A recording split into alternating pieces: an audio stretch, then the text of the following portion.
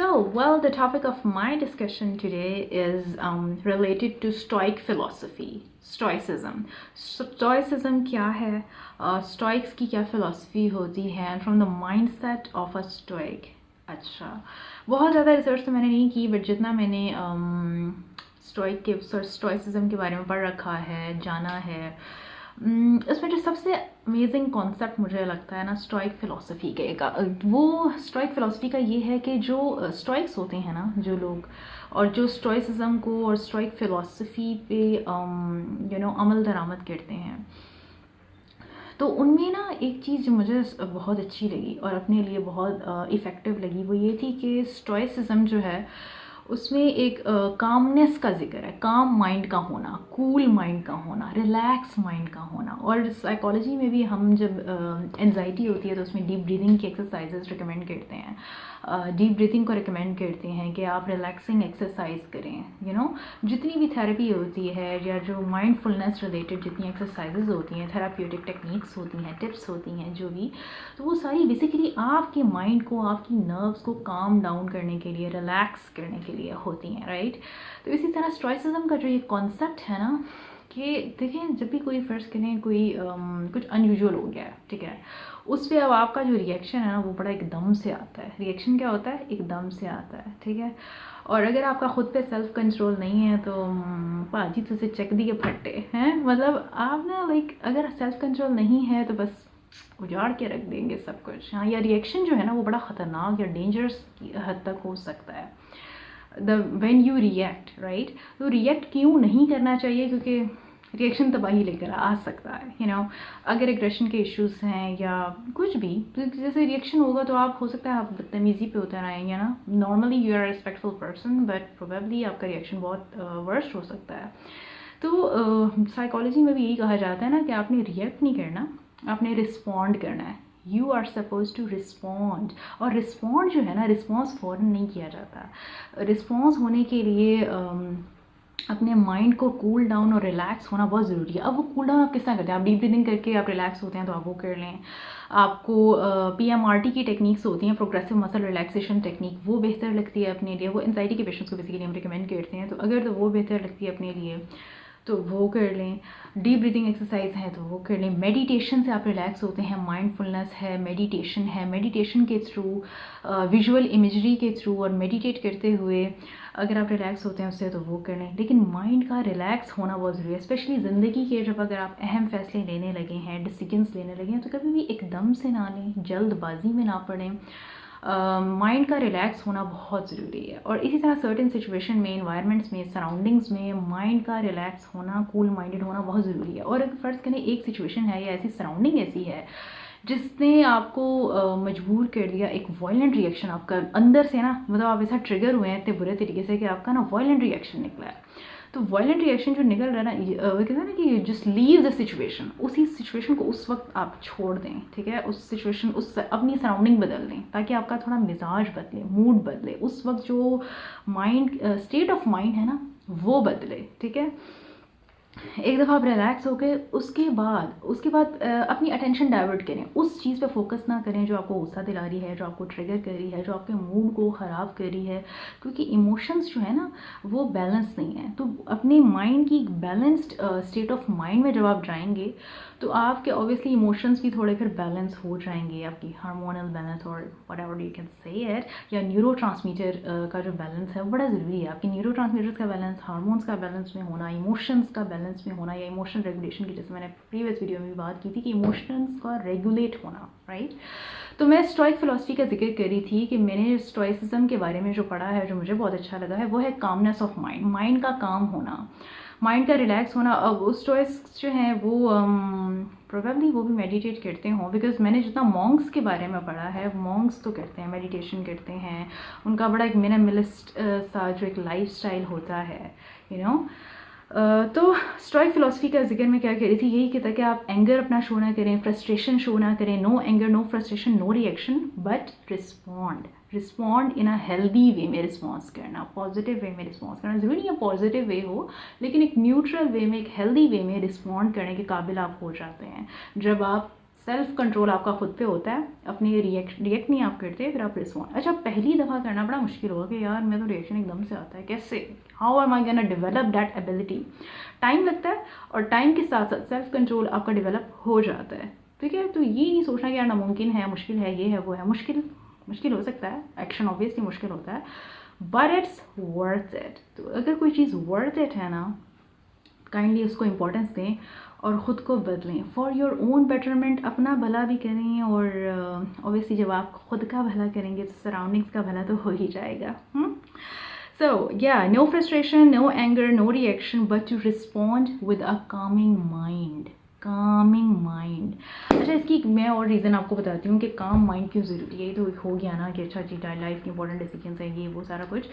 Basically जब हम frustration का शिकार होते हैं या जब हमें गुस्सा चढ़ता है, तो वो जो छोटा सा भी प्रॉब्लम है ना, जिसने फ़र्ज़ करें कोई छोटी सी चीज़ थी, कोई छोटी सी बात थी, उसने आपको ट्रिगर कर दिया, तो उस टाइम पे वो छोटी सी चीज़ जिसको हम बड़ा फोकस कर रहे होते हैं ना, वो हमें उस वक्त बड़ी लग रही होती है, क्योंकि हम गुस्से में फटे हुए हैं, हमारा दिमाग ख़राब हुआ है, खाना ख़राब, यू नो। तो वो चीज़ उस टाइम पे ना आपको लगेगा ये प्रॉब्लम नहीं है, ये अज़ाब है, मुसीबत है, यू नो। इस टाइप के रिएक्शंस भी मैंने देखे हैं, ऑब्जर्व किए हैं कि यू नो क्लाइंट्स के इस टाइप के रिएक्शंस होते हैं कि ये तो मुसीबत है, अज़ाब है, ये है, वो है।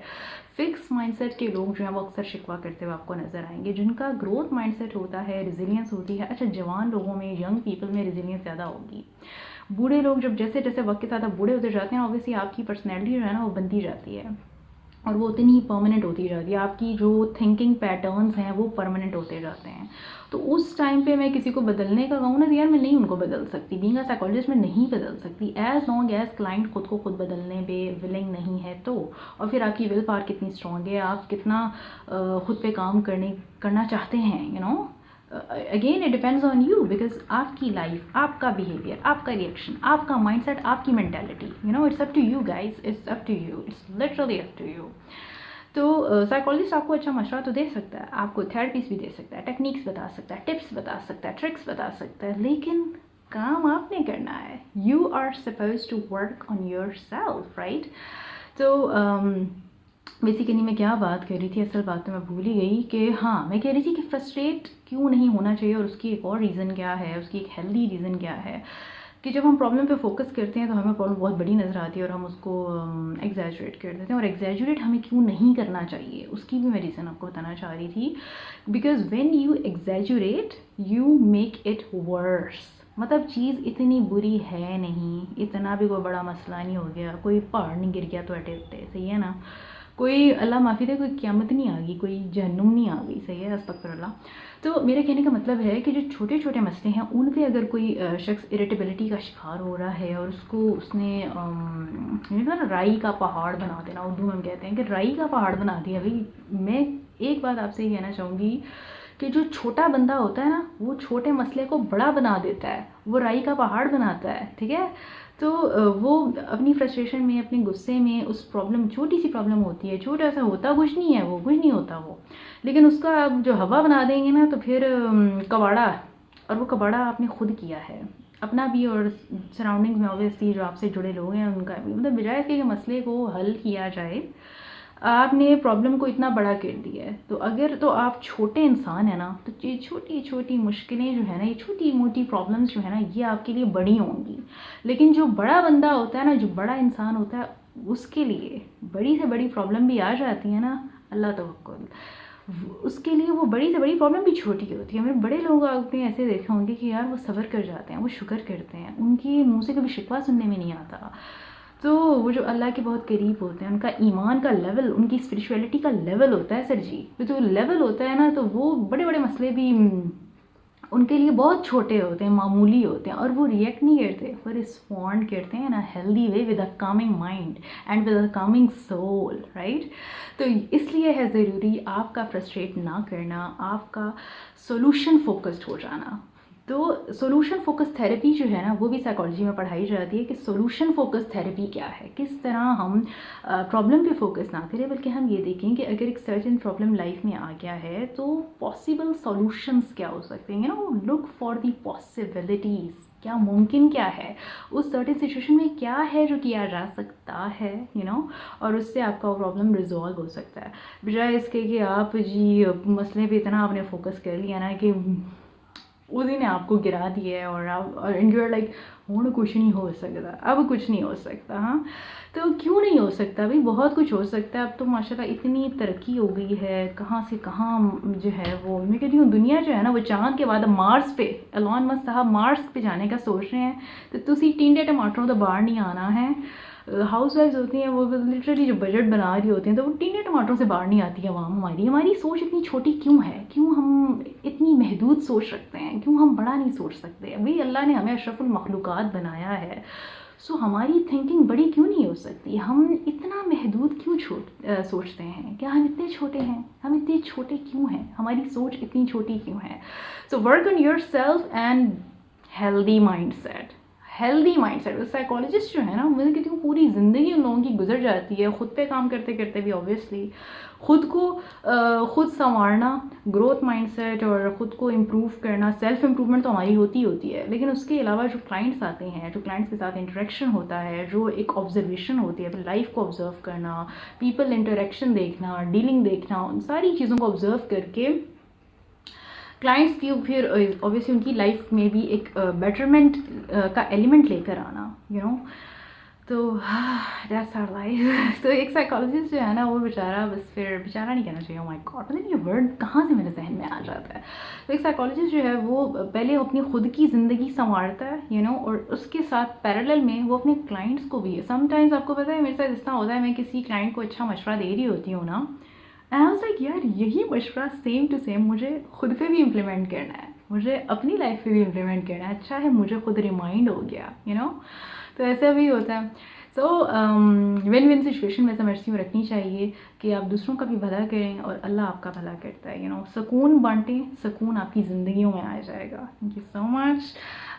That's stoic philosophy. Relax mind रखें अपना और हेल्दी वे में कोपिंग मैकेनिज़म्स तलाश करें कि यार अच्छा इससे बेहतर क्या हो सकता है, इससे बेहतर क्या हो सकता है, how can I improve my self. अपने ना एरियाज ऑफ इम्प्रूवमेंट देखें लाइफ में, किस तरह से खुद को इम्प्रूव किया जा सकता है और बेहतर कैसे किया जा सकता है और अच्छा कैसे हो सकता है, यू नो।